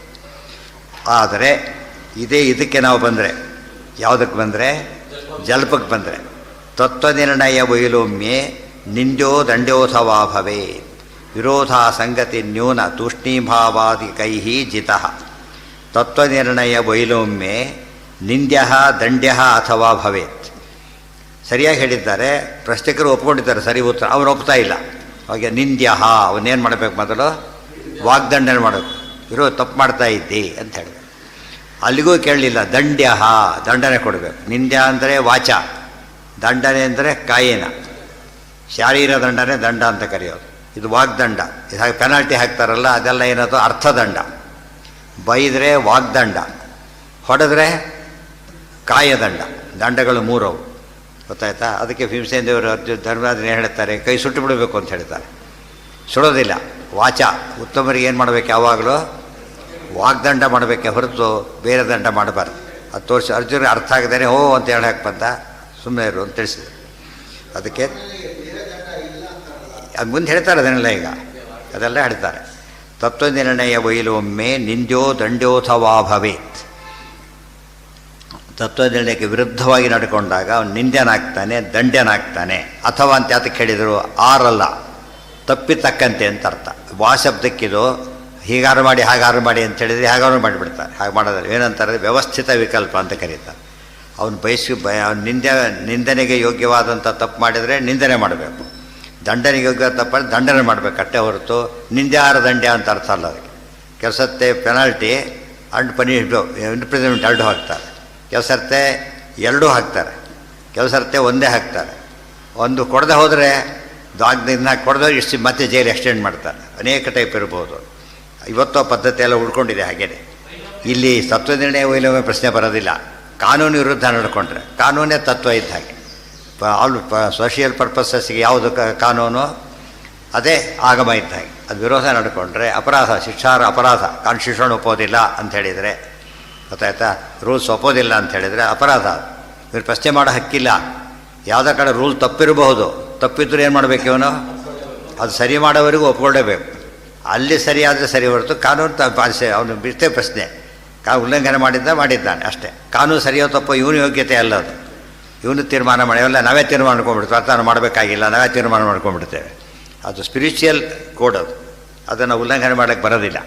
ಅದು ಯಾರು ಕ್ಷಮಿಸೋಕ್ಕೂ ಬರೋಲ್ಲ. ದಯವಿಟ್ಟು ಕ್ಷಮಿಸ್ಬಿಟ್ಟು ಯಾರನ್ನು ಕೇಳಿದರೆ ನಾವು ಮಾಡಿದ ಕಾನೂನು ಅಲ್ಲ, ಅದು ಶಾಸ್ತ್ರದ ಕಾನೂನು. ಆದ್ದರಿಂದ ಕ್ಷಮಿಸೋ ಹಕ್ಕು ಕೂಡ ಯಾರಿಗೂ ಇಲ್ಲ. ಕ್ಷಮಿಸಲಿಕ್ಕೆ ತನ್ನ ಇದರಲ್ಲಿ ಬಂದರೆ ಮಾತ್ರ ಕ್ಷಮಿಸ್ಬೋದೇ ಹೊರತು ತನ್ನ ವ್ಯಾಪ್ತಿಗೆ ಮೀರಿದ್ದು ಬಂದರೆ ಕಾನೂನಿಗೆ ಉಲ್ಲಂಘನೆ ಮಾಡಿದಾಗ ನ್ಯಾಯಾಧೀಶನಿಗೂ ಏನು ಹಕ್ಕಿಲ್ಲ, ಕ್ಷಮಿಸೋ ಹಕ್ಕಿಲ್ಲ. ಕ್ಷಮಿಸಿದ್ರೆ ಅವನು ಅಪರಾಧಿ ಆಗ್ತಾನಾಗ. ಸರಿಯಾದ ನ್ಯಾಯ ಕೊಡಲಿಲ್ಲ ಅಂಥೇಳಿ ಅಪರಾಧಿ ಆಗ್ತಾನೆ. ಆದ್ದರಿಂದ ಕ್ಷಮೆ ಎಂಬುದು ನಾವೆಲ್ಲ ಏನು ಮಾಡ್ತೀವಿ, ಯಾವುದಕ್ಕೂ ಕ್ಷಮಿಸ್ಲಿಕ್ಕೆ ಹೊರಟುಬಿಟ್ರೆ ಭಾಳ ತಪ್ಪದು. ಇವ್ರು ಇದಕ್ಕೆ ಪಾತ್ರ ಬಂದರೆ ಮಾತ್ರ ಮಾಡಬೇಕು. ಉಳಿದಲ್ಲಿ ಕ್ಷಮಿಸ್ಲಿ. ಯಾರೋ ಒದ್ದು ಬರ್ತಾರೆ, ನಾವು ಕ್ಷಮಿಸಿದರೆ ಒಚ್ಕೊಂಡವ್ನು ಕ್ಷಮಿಸ್ಬೇಕು. ಇವ್ರಿಗೆ ಕ್ಷಮಿಸ್ಲಿಕ್ಕಾಗತ್ತಾ? ಅವ್ನು ಕ್ಷಮಿಸೋ ಅಪರಾಧ ಮಾಡಿದರೆ, ಇಲ್ಲದ ಹೋದರೆ ಕ್ಷಮಿಸ್ಲಿಕ್ಕೆ ಸಾಧ್ಯ ಇಲ್ಲ ಅಂತ. ಲೇಟಾಗಿ ಬಂದರೆ ಕ್ಷಮಿಸ್ಬೋದು. ಕಾಪಿ ಮಾಡೋದು ಆವಾಗ ಕ್ಷಮಿಸಿದ್ರೆ ಅದು ಸ್ಯಾಂಕ್ಟಿಟಿನೇ ಹೋಯಿತು. ಅದರಲ್ಲಿ ಕ್ಷಮಿಸೋ ಹಕ್ಕಿ ಯಾರಿಗೂ ಇಲ್ಲ. ವಿರೋಧ ಅಂತ ಅಂಗೀಕಾರ ಮಾಡದೆ ಹೋದರೆ, ಅಪಲಾಪ ಮಾಡಿದರೆ ಅದು ವೈಲವ್ಯ. ಅಪಲಾಪನೂ ವೈಲವ್ಯನೇ. ವಿರೋಧ ಅಸಂಗತಿ. ಹಾಗಿದ್ದರೆ ಸೋತ ಅಂತ ಯಾಕೆ ಕರಿಬೇಕು ನಾವು ಜಲ್ಪದಲ್ಲಿ? ಅದರಲ್ಲಿ ಸಿಂಪಲ್. ಅದರಲ್ಲಿ ವಾದದಲ್ಲಿ ಏನು ಸೋತ ಅಂತ ಕರಿಲಿಕ್ಕೆ? ಉತ್ತರ ಒಪ್ಪಲಿಲ್ಲ ಆದರೆ ಸೋತಾಗಲೆಕ್ಕ. ಇಲ್ಲಿ ಹಾಗಲ್ಲ, ವಾದದಲ್ಲಿ ಬೇರೆ ಇದೆ. ವಿರೋಧ ಅಸಂಗತಿ ನ್ಯೂನ ತೂಷ್ಣೀಂಭಾವಾದಿಕೈರ್ಜಿತ ಹಿಂದೆ ಹೇಳಿದ್ದಾರೆ ಪ್ರಮಾಣ ಲಕ್ಷಣದಲ್ಲಿ. ವಿರೋಧ ಅಸಂಗತಿ ನ್ಯೂನ ಅಧಿಕ ಪ್ಲಸ್ ಮುಂದೆ ಹೇಳ್ತಾರೆ ಸಂವಾದ ಮತ್ತು ಇನ್ನೊಂದು ಯಾವುದು ಅನುಕ್ತಿ. ಇಷ್ಟಿದೆ ಅದನ್ನು ಹೇಳ್ತಾರೆ. ವಿರೋಧ ಪ್ರಮಾಣ ವಿರೋಧ, ಸಂಗತಿ ಅಸಂಗತಿ, ನ್ಯೂನ ಕಡಿಮೆ ಹೇಳೋದು, ತೂಷ್ಣೀಂಭಾವ ಏನು ತೂಷ್ಣೀಭಾವ ಅಂತ ಯಾವುದ್ರಲ್ಲಿ ಸೇರಿಸ್ಬೇಕು? ತೂಷ್ಣೀಭಾವನ ತೂಷ್ಣೀಭಾವ ಅಂತ ಹೇಳಿಬಿಟ್ರು. ಯಾವುದ್ರಲ್ಲಿ ಸೇರಿಸ್ಬೇಕು ಅದನ್ನು? ತೂಷ್ಣೀಭಾವ ಅಂದರೆ ಏನರ್ಥ? ಎಲ್ಲಿ ಬಂದಿದೆ ತೂಷ್ಣೀಭಾವನ ಪದ? ಕೇಳಿದ್ದೀರಿ ಎಲ್ಲಾದರೂ ಕೂಡ? ನಯೋತ್ಸೆ ಇತಿ ಗೋವಿಂದಂ ಮುಕ್ತ ತೂಷ್ಣೀಂ ಬಭೂವ ಭಗವದ್ಗೀತೆಯಲ್ಲಿ ಬಂದಿದೆ. ಕೃಷ್ಣ ಮುಂದೆ ಅರ್ಜುನ ಹೇಳಿಬಿಟ್ಟು ಸುಮ್ಮನೆ ಆಗಿಬಿಟ್ಟ, ಮಾತು ನಿಲ್ಲಿಸಿಬಿಟ್ಟ ಅಂತ ಅರ್ಥ. ಏನಾಯ್ತು ಈಗ? ತೂಷ್ಣೀಭಾವ ಅಂದರೆ ಅನುಕ್ತಿ, ಮಾತಾಡ್ತಾರೆ ಅನುಕ್ತಿ. ಅದು ಟೆಕ್ನಿಕಲಿ ಅನುಕ್ತಿ. ಆಚಾರ್ಯ ಏನು ಮಾಡಿದರು? ತೂಷ್ಣೀಭಾವ ಅಂತ ಅರ್ಥ. ಅದಕ್ಕೆ ಉತ್ತರ ಕೊಡದೆ ಹೋದರೆ ಅನುಕ್ತಿ ಎಂಬುದು 2 ವಿಧ. ಸುಮ್ಮನೆ ಉತ್ತರ ಕೊಡದೆ ಸುಮ್ಮನೆ ಕೂತ್ಕೊಂಡ್ಬಿಟ್ಟ. ಮೂರನೇ ಉತ್ತರ ಅದೇನು ಒಪ್ಕೊಂಡ ಅಂತ ಅರ್ಥ. ಸೋತ. ಅಥವಾ ಇರಲೆವೆಂಟ್ ಹೇಳಿದ್ರು ಅನುಕ್ತಿನೇ ಅದು. ಅದು ಹೇಳಲಿಲ್ಲ ಅಂತ ಕೊಟ್ಬಿಡ್ತಾರೆ. ಅಂದರೆ ರೆಕಾರ್ಡ್ ಕೊಡಲಿ, ಇಷ್ಟು ರೆಕಾರ್ಡ್ ಕೊಟ್ಟಿದ್ದಾನೆ, ರೆಕಾರ್ಡ್ ಕೊಟ್ಟಿಲ್ಲ ಅಂತ ಬರ್ಕೊಂಡ್ಬಿಡ್ತಾನೆ ಕೊಡಬೇಕಾದ್ರೆ. ಅದು ಅವೆಲ್ಲ ಲೆಕ್ಕ ಇಲ್ಲ ಅದು. ಆದ್ದರಿಂದ ಅದು ಕೂಡ ಏನು ಅನುಕ್ತಿನೇ. ಗೊತ್ತಾಯ್ತಾ? ಅನುಕ್ತಿಯಲ್ಲಿ ಸಾಕ್ಷಾತ್ ಕೊಡೋ ಸಿಂಪಲ್. ಅದು ಇರಲೆವೆಂಟ್ ಹೇಳ್ತಾರೆ ಅಂದರೆ ಅವ್ರಿಗೆ ಉತ್ತರ ಗೊತ್ತಿಲ್ಲ ಅಂತ ಕೇಳ್ತಾರೆ ಅಂತ ಅರ್ಥ. ಸೊ ಪ್ರಾಪರ್ ಆನ್ಸರ್ ಏನರ್ಥ? ನಾಟ್ ಗಿವನ್ ಅಂತ ಅರ್ಥ ಆಯಿತು. ಅದು ಆಗ್ಬೋದು. ದಂಡ್ಯೋ ಅಥವಾ ಭವೇತ್ ವಿರೋಧ ಅಸಂಗತಿ ನ್ಯೂನ ತೂಷ್ಣೀಭಾವ ಆದಿ ಕೈಹಿ ಅಂತ ಇನ್ನೂ 2 ಉಳ್ಕೊಳ್ತು. ಸಂವಾದ ಮತ್ತು ಅನುಕ್ತಿ. ಅನುಕ್ತಿ ಆಯ್ತು. ಈಗ ಇನ್ನೊಂದು ಯಾವುದು? ಅಧಿಕ ಹೇಳಲಿಲ್ಲ, ಅಧಿಕ ಬರಬೇಕಲ್ಲಿ. ನ್ಯೂನ ಹೇಳಿದ್ರು ಅಧಿಕ ಹೇಳಲಿಲ್ಲ, ಆದ್ದರಿಂದ ಅಧಿಕ ಸೇರಿಸ್ಕೋಬೇಕು. ವಿರೋಧ ಅಸಂಗತಿ ನ್ಯೂನ ತೂಷ್ಣೀಭಾವ ಆದಿ ಕೈಹಿ ಜಿತಃ ಭವೇತ್ ಜಲ್ಪೆ. ಜಲ್ಪದಲ್ಲಿ ಸೋಲೋದು ಅಂದರೆ ಹೀಗೆ. ಅದಕ್ಕೇನಂತ ಕರೀತಾರೆ? ಅಷ್ಟಕ್ಕೂ ಕೂಡ ನಿಗ್ರಹ ಸ್ಥಾನ, ನಿಗ್ರಹ ಮಾಡ್ತಕ್ಕಂಥ ಪ್ರಸಂಗ ಅಂತ ಅರ್ಥ. ಯಾವುದನ್ನು ಹೇಳಿದರೆ ಅವನು ಸೋಲ್ತಾನೋ ಅದು ನಿಗ್ರಹ ಅಂತ ಕರಿಬೇಕು. ಶತ್ರು ನಿಗ್ರಹ ಅಂತ ಕೇಳ್ತೇವಲ್ಲ, ವಾದಿ ನಿಗ್ರಹ, ಶತ್ರು ನಿಗ್ರಹ. ಭವೇ ಜಲ್ಪೆ ವಿತಂಡಾಯಾಮ್ ನ್ಯಾಯೋ ಜಲ್ಪವದೀರಿತಃ. ವಿತಂಡದಲ್ಲೂ ಹಾಗೆ. ವಿತಂಡದಲ್ಲಿ ಒಂದು ವಿಶೇಷ ಇದೆ, ಮುಂದೆ ಹೇಳ್ತಾರೆ ಅದನ್ನು. ನ್ಯಾಯೋ ಜಲ್ಪ, ಅಲ್ಲೂ ಕೂಡ ದಂಡ್ಯ ಅಥವಾ ನಿಂದ್ಯ. ಸೋತ್ರವನ್ನೇನು ಮಾಡಬೇಕು? ಅವನ್ನ ನಿಂದನೆ ಮಾಡಬೇಕು ಅಥವಾ ದಂಡನೆ ಮಾಡಬೇಕು. ಅದು ಕೂಡ ಅವ್ರು ತಪ್ಪಿರ್ತಕ್ಕಂತೆ. ಸಂವಾದೇ ದಂಡ್ಯತಾನ ಸ್ಯಾತ್ ವಿತಂಡ ಜಲ್ಪಯೋರಪಿ. ಕೊನೆಗೆ ಒಪ್ಕೊಂಡ್ಬಿಟ್ಟವನು ಸ್ವಲ್ಪದಲ್ಲಿ ಸೋತ ಬಂದು ಸ್ವಲ್ಪ ಗಲಾಟೆ ಮಾಡಿದ ಕೊನೆಗೆ ಒಪ್ಕೊಂಡ್ಬಿಟ್ಟ ಇಲ್ಲ ತಪ್ಪು ಅಂತ. ಅವಾಗೇನು ಮಾಡಬೇಕಂತೆ ದಂಡನೆ ಕೊಡಬಾರ್ದು ಅಂತೇಳಿ ದಂಡನೆ ಕೊಡಬೇಕಾಗಿಲ್ಲ ಅವನಿಗೆ. ಯಾತಕ್ಕೆ ಒಪ್ಕೊಂಡಾಯ್ತು ಅವನೀಗ. ಸೊ ಒಂದು ಸರ್ತಿ ಆಮೇಲೆ ಬೇರೆ ವಿಷಯ. ಸಾಮಾನ್ಯವಾಗಿ ಸೋತು ಎಲ್ಲ ಆಗಿದ್ದರೂ ಕೂಡ ಅವನ ತತ್ವನೇ ವಿಲೋಮೆ ಮಾಡಿಬಿಟ್ಟಿದ್ದಾನೆ. ಆಮೇಲೆ ಒಪ್ಕೊಂಡ, ಹೌದು ನನ್ನ ತಪ್ಪಾಯಿತು ಅಂತೇಳಿ. ಅವಾಗೇನು ಮಾಡಬೇಕು? ಸಂವಾದ ಅಂದರೆ ಒಪ್ಕೊಳ್ಳೋದು. ಒಪ್ಕೊಂಡ್ರೆ ಅವನು ನಿಂದೆನೂ ಮಾಡಬೇಕಾಗಿಲ್ಲ, ದಂಡನೆಯೂ ಮಾಡಬೇಕಾಗಿಲ್ಲ. ಸೋತ ಅದು ಡಿಕ್ಲೈನ್ ಮಾಡಿಬಿಟ್ರೆ ಸಾಕು. ಈ ಡಿಬೇಟಲ್ಲಿ ಸೋತು ಬರ್ತಾರೆ, ಬೈಸ್ಕೊಳ್ತಾರೆ ಅವ್ರನ್ನ, ಸೋತವ್ರನ್ನ. ಯಾವುದಾದ್ರು ಆಟದಲ್ಲಿ ಸೋತು ಬಂದರೆ ಯಾರೂ ಬೈಯೋದಿಲ್ಲ ಅವ್ರನ್ನ, ಯಾರು ದಂಡನೆಯೂ ಮಾಡೋದಿಲ್ಲ. ಏನು ಮಾಡ್ತಾರೆ? ಸೋತ ಅಷ್ಟೇ. ಆ ಇಟ್ಟು ಪ್ರೈಸ್ ಅವನಿಗೆ ಬರೋದಿಲ್ಲ, ಅಷ್ಟು ಇನ್ನೇನೂ ಇಲ್ಲ. ಯಾವಾಗ ಬೈತಾರೋ ಅವನ್ನ? ರೂಲ್ಸ್ ವೈಲೇಟ್ ಮಾಡಿದರೆ ವೈಲೇಟ್ ಮಾಡ್ತಾರೆ, ಹಠ ಹಿಡಿತಾರೆ. ಅವಾಗ ಏನು ಮಾಡ್ತಾರೆ? ಒಂದು ದಂಡನೆ ಕೊಡ್ತಾರೆ, ಮತ್ತೆ ರಿಪೀಟೆಡ್ಲಿ ಮಾಡೋದು, ದಂಡನೆ ಜಾಸ್ತಿ ಮಾಡ್ತಾರೆ, ಕೊನೆಗೆ ಡಿಸ್ಮಿಸ್ಸು ಮಾಡ್ತಾರೆ. ಅವ್ರು ಮುಂದೆ ಯಾವ ಇದರಲ್ಲೂ ಪಾರ್ಟಿಸಿಪೇಟ್ ಮಾಡಬಾರ್ದು, ಆ ರೀತಿ ಮಾಡ್ತಾರೆ. ಯಾರನ್ನ? ಹೌದು, ಸೋಲು ಗೆಲುವು ಅಷ್ಟೇ. ಇದು ತತ್ವದಲ್ಲಿ ಪ್ರಶ್ನೆ ಇಲ್ಲ, ಅದೇ ತತ್ವ ಇದ್ದಾಗ ಲೆಕ್ಕ. ಸೋಲು ಎರಡೇ ಪ್ರಶ್ನೆ ಬೇರೆ. ಅದು ಅಲ್ಲಿ ಉತ್ತರ ಕೊಡಲಿಲ್ಲ, ಸೋತೆ ಅಷ್ಟೇ ಹೊರತು ಸರಿಯಾದ ಒಪ್ಕೋಬೇಕಷ್ಟೆ. ಸೋತೆ ಅದನ್ನು ಒಪ್ಕೋಬೇಕು, ಸೋತೆ ಅಂತೇಳಿ. ಅನುಕ್ತಿ ನಿಗ್ರಹ ಸ್ಥಾನ ಬಂತಪ್ಪ ನಿನಗೆ ಅಂತ ಹೇಳಿದರು, ಒಪ್ಕೋಬೇಕಷ್ಟೆ. ಬೇರೆ ಮಾಡಿ ಜಡ್ಜಸ್ ಇದ್ದಾರೆ ಕಂಟ್ರೋಲ್ ಮಾಡೋಕ್ಕೆ. ಅವ್ರು ಇರೋದ್ರಿಂದ ಅದ್ರ ಮೇಲೆ ಅಡ್ಜಸ್ಟ್ ರಾಜ ಕೂತಿರ್ತಾನೆ. ಅವ್ರು ಹೇಳೋರು, ಜಡ್ಜ್ಮೆಂಟ್ ಕೊಡೋರು ಅಷ್ಟೇ. ಇಂಪ್ಲಿಮೆಂಟ್ ಮಾಡೋದು ಯಾರೋ? ರಾಜ. ಸೊ ರಾಜ ಇರಬೇಕು, ಪ್ರಾಶ್ನೆ ಜಡ್ಜಸ್ ಇರಬೇಕು, ಸಭೆ ಇರಬೇಕು, ವಾದ ಪ್ರತಿವಾದ ಇರಬೇಕು, ರೂಲ್ಸ್ ಆ್ಯಂಡ್ ಫಿಕ್ಸ್ ಆಗಿರಬೇಕು. ಅದು ಯಾವುದೋ ವೈಲೇಟ್ ಮಾಡಿದ್ರೆ ಅದು ಸೋಲಾಗುತ್ತೆ. ಇಷ್ಟೆಲ್ಲ ವ್ಯವಸ್ಥಿತವಾಗಿ ನಡಿಬೇಕಾದ್ರೆ. ಸಂವಾದೇ ದಂಡ್ಯತಾ ನ ಸ್ಯಾತ್ ವಿತಂಡ ಜಲ್ಪಯೋರಪಿ. ವಿತಂಡ ಜಲ್ಪಯೋರಪಿ. ವಿತಂಡ ಕೆಟ್ಟದು, ವರವಾದಿ ದೊಡ್ಡ ಅಯೋಗ್ಯ. ಸೋತಿ ಅಂತ ಒಪ್ಪಿಕೊಂಡ್ರೆ ಶಿಷ್ಯರಾದಾಗ ಲೆಕ್ಕ, ಕ್ಷಮಿಸಿಬಿಡ್ಬೋದು. ಜಲ್ಪವದೀರಿತಃ ಸಂವಾದೇ ದಂಡ್ಯತಾ ನ ಸ್ಯಾತ್ ವಿತಂಡ ಜಲ್ಪಯೋ ಅಪಿ. ಪರಾಜಿತತ್ವ ಮಾತಾಡ್ಬೇಕಾದ್ರೂ ಅಷ್ಟೇ, ಅವೆಲ್ಲ ಬಿಟ್ಬೇಡ, ಯಾವುದೋ ವಿಷಯ ಬಿಟ್ಬೇಡ. ಯಾವುದೋ ವಿಷಯ ಮಾತಾಡ್ತಿರ್ತಾರೆ, ಸರಿಯಾದ ಒಪ್ಕೊಂಡ್ಬಿಡ್ತಾರೆ. ಒಂದು ತಪ್ಪು ಮಾತಾಡಿದ್ದ, ಓ ಕರೆಕ್ಟ್ ಅಂತ. ಅವಾಗ ಏನು ಮಾಡ್ತಾರೆ? ಗುಡ್ ಅಂತಾರೆ. ಸರ್ ಬಿಡಿ, ಈಗಲಾರೆ ಒಪ್ಕೊಂಡೆಲ್ಲ ಸಾಕು, ಗ್ರೇಟ್ ಅಂದ್ಬಿಡ್ತಾರೆ. ಅಲ್ಲಿಗೂ ಒಪ್ಕೊಳ್ಳೋದು ಏನು ಮಾಡ್ತಾರೆ? ಅವಾಗ ಬೈತಾರೆ ಹೊರತು ಶಾಸ್ತ್ರದ ವಿಚಾರದಿಂದ ಹಿಡಿದು ಮನೇಲಿ ಮಾತುಕತೆಗಳ ಬಗ್ಗೆ ಕೂಡ ಏನಾಗಬಹುದು, ಅದು ಜಲ್ಪ ಇದ್ದಾಗ ಲೆಕ್ಕ. ತಂದೆ ಮಗ ಜಗಳಾಡ್ತಾರೆ, ಗಂಡ ಹೆಂಡತಿ ಜಗಳಾಡ್ತಾರೆ. ಅವ್ರೇನದು ಜಗಳ, ಅದು ಪ್ರಸಂಗವಂತೂ ಒಪ್ಕೊಂಡ್ರು, ಮುಗಿದೋಯ್ತು. ಈಗ ಒಪ್ಕೊಳ್ಳೋ ಚಾನ್ಸ್ ಭಾಳ ಕಡಿಮೆ. ಏನು ಮಾಡ್ತಾರೆ? ಇನ್ನೂ ಹಠ ಹಿಡಿತಾರೆ, ಬಜಿತೆ ಆಗುತ್ತೆ. ಹಾಗೆಲ್ಲ ಮಾಡಬಾರ್ದು. ಒಪ್ಕೊಂಡು ಬಿಟ್ರೆ ಇವರು ಅಷ್ಟೇ. ಮತ್ತು ಒಪ್ಕೊಂಡ ಮೇಲೆ ಮೇನು ಮಾಡ್ಲಿಕ್ಕೆ ಹೋಗಬಾರ್ದು, ಮುಗಿದೋಯ್ತಾರೆ. ದಂಡೆ ಮಾಡಿ ಬೆಳೀತಾ ಹೋಗುತ್ತೆ. ದಂಡನೆ ನಿಂದೆ ಮಾಡಿದರೆ, ಒಪ್ಕೊಂಡ ಮೇಲೆ ನಿಂದೆ ಮಾಡಿದರೆ, ದಂಡನೆ ಮಾಡಿದ್ರೆ ಏನಾಗುತ್ತೆ ವಿಷಯ? ಅದು ಬೆಳೀತಾ ಹೋಗುತ್ತೆ ಅಷ್ಟೇ. ಇದು ಎಂಡ್ಲೆಸ್. ಅಲ್ಲಿ ಮುಗಿಸ್ಬಿಡ್ಬೇಕು, ಆ ಕಥಾ ಮುಗಿತಾರೆ. ಆ ವಿಷಯ ಚಾಪ್ಟರ್ ಕ್ಲೋಸ್. ಇಲ್ಲಿ ಆ ಕಥೆ ಎಲ್ಲರೂ ಚಾಪ್ಟರ್, ಆ ಚಾಪ್ಟರ್ ಕ್ಲೋಸ್. ಅಲ್ಲಿ ಮತ್ತೆ ವಿಷಯ ಎತ್ತಲಕ್ಕೆ ಹೋಗಬಾರ್ದು.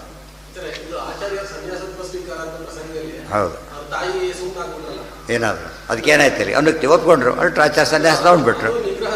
ನಿಗ್ರಹ ಸ್ಥಾನ ಅದೇ ಏನಂತ ಹೇಳ್ತಾರೆ ಒಂದು ಮಾತನ್ನು, ಮೌನಂ ಸಮ್ಮತಿ ಲಕ್ಷಣಂ. ಮತ್ತಿದೆ ಅದು. ಏನು ಮಾಡಲಿಲ್ಲ ಅಂದೇಳಿ ಒಪ್ಕೊಂಡ್ರು ಅಂತ ಅರ್ಥ. ಕೆಲವು ಸತಿ ಬಾಯಿ ಬಿಟ್ಟು ಹೇಳಬೇಕಾಗಿಲ್ಲ, ಕೆಲವೊಂದು ಹೇಳಬೇಕು, ಕೆಲವೊಂದು ಹೇಳದೆ ಹೋದರೂ ಕೂಡ ಅಂಡರ್ಸ್ಟುಡ್. ಕೆಲವು ಸಂವಾದೇ ದಂಡ್ಯತಾ ನ ಸ್ಯಾತ್ ವಿತಂಡ ಜಲ್ಪಯೋರಪಿ ಪರಾಜಿತತ್ವ ಮಾತ್ರ ಸ್ಯಾತ್. ಅವರು ಸೋತ ಅಷ್ಟು ಹೇಳಬೇಕು ಅಷ್ಟೇ ಹೊರತು ಒಪ್ಕೊಂಡಿರೋದ್ರಿಂದ ಏನೇ ಮಾಡ್ಲಿಕ್ಕೆ ಹೋಗಬಾರ್ದು. ಪರಾಜಿತತ್ವ ಮಾತ್ರ ಸ್ಯಾತ್ ನಿಂದ್ಯೋ ದಂಡ್ಯೋಪಿ ವಾ ಅನ್ಯಥಾ. ಅದನ್ನು ಮಾಡದೆ ಹೋದರೆ ಮಾತ್ರ ನಿಂದ್ಯನೂ ಆಗ್ತಾನೆ, ದಂಡ್ಯನೂ ಆಗ್ತಾನೆ. ದುರ್ಯೋಧನ ನಿಂದ್ಯ ದಂಡ್ಯ, ಗೊತ್ತಾಯ್ತಾ? ಒಬ್ಬರು ಮಾಡೋದಿಲ್ಲ ಕೆಲಸನ. ಯಾರು ಮಾಡೋದಿಲ್ಲ? ಭೀಷ್ಮದ್ರೋಣಾದಿಗಳು ಮಾಡೋದಿಲ್ಲ. ವಿದುರ ನಿಂದೆ ಮಾಡಿದ, ಏನು ಮಾಡಕ್ಕೆ ಬರಲಿಲ್ಲ ವಿದುರನಿಗೆ? ದಂಡ ಮಾಡಿ. ಎರಡೂ ಮಾಡಿದ್ಯಾರು? ವಿಷಯರು ಒಂದೇ. ದ್ರೌಪದಿ ಮತ್ತೆ ಇಬ್ಬರು ಮಾಡ್ತಾರೆ. ಅದರಿಂದಾಗೇ ಅವ್ರದ್ದು ಶುದ್ಧ ಧರ್ಮ ಆಯ್ತು ಅವ್ರದ್ದು. ಆ ಧರ್ಮರಾಜ ಸುಮ್ಮನೆ ಕೂತ್ಬಿಟ್ಟ, ಧರ್ಮ ಆಗಲಿಲ್ಲ. ಅರ್ಜುನ, ಇಬ್ಬರು ಅಣ್ಣಂದಿರಿದ್ದಾರೆ. ಒಬ್ಬ ಅಣ್ಣ ಭೀಮಸೇನ, ಇನ್ನೊಬ್ಬ ಅಣ್ಣ. ಇಲ್ಲಿ ಜವಾಬ್ದಾರಿ ಭಾರಿ ಜಾಸ್ತಿ ಆಯ್ತು. ಈಗ ಒಬ್ಬರೇ ಅಣ್ಣ ಇದ್ದರೆ ಸಮಸ್ಯೆ ಬರೋದಿಲ್ಲ. ಭೀಮಸೇನ ಒಬ್ಬರೇ ಅಣ್ಣ, ಇವರಿಬ್ಬರು ಅಣ್ಣಂದಿರ್ತಾರೆ. ಒಬ್ಬ ಸರಿ ಹೇಳೋ ಅಣ್ಣ, ತಪ್ಪು ಹೇಳೋ ಅಣ್ಣ ಇದ್ದಾರೆ. ಅವಾಗ ಯಾರು ಸಪೋರ್ಟ್ ಮಾಡಬೇಕು? ಕರ್ತವ್ಯ. ಅರ್ಜುನ ಮಾಡಲಿಲ್ಲ, ಅದರಿಂದ ಏನಾಯಿತು? ಪುಣ್ಯ ಹಾನಿ ಆಯಿತು. ಅವ್ರಿಗೆ ಪಾಪ ಬಂತು ಅಂತ ಹೇಳೋದಿಲ್ಲ. ಯಾಕೆಂದರೆ ಅವ್ರ ಅಪ್ರೋಷ್ಟ ಜ್ಞಾನಿಗಳಿಗೆ ಪಾಪಲೇಪ ಇಲ್ಲ, ಅವ್ರಿಗೆ ಪುಣ್ಯ ಹಾನಿ ಇದೆ. ಪುಣ್ಯ ಹಾನಿ ಆಗೋದ್ರಿಂದ ಅವ್ರಿಗೆ ಪುಣ್ಯ ಎಲ್ಲ ಏನು ಹಾನಿ ಅಂದರೆ ಏನಾಯ್ತು? ಅದೆಲ್ಲ ಶಿಫ್ಟ್ ಆಯ್ತು ಇವರಿಗೆ. ಯಾರಿಗೆ? ಭೀಮದ್ರು ಎಲ್ಲ ಪುಣ್ಯ ಶಿಫ್ಟ್ ಆಗ್ತಾ ಬಂತು. ಯಾರು ತಪ್ಪು ಮಾಡಿರ್ತಾರೋ, ಗೊತ್ತಾಯ್ತಾ? ಆ ತಪ್ಪು ಮಾಡಿದವ್ರ ಪುಣ್ಯ ಯಾರಿಗೆ ಬರಬೇಕು?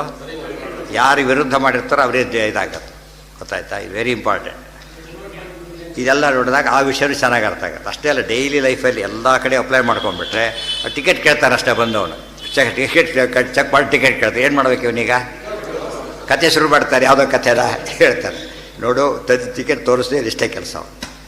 ನನ್ನ ಕೆಲಸ ಇಷ್ಟೇ, ಇಲ್ದೋರು ಕೇಸ್ ಬುಕ್ ಮಾಡಿ ಇಳಿಸ್ತೀರಿ, ಕೇಳಿ ಬುಕ್ ಮಾಡ್ತೀನಿ ಅಷ್ಟೇ. ಉಳಿದೆಲ್ಲ ಕೇಳಬಾರ್ದತ್ತ. ಮನೇಲಿ ಇಟ್ಟಿದ್ದೀರಿ, ಹಾಗಾಯಿತು ಹೀಗಾಯಿತು ಅವೆಲ್ಲ ಒಪ್ಪಬೇಕಾಗಿಲ್ಲ ಅವ್ರು.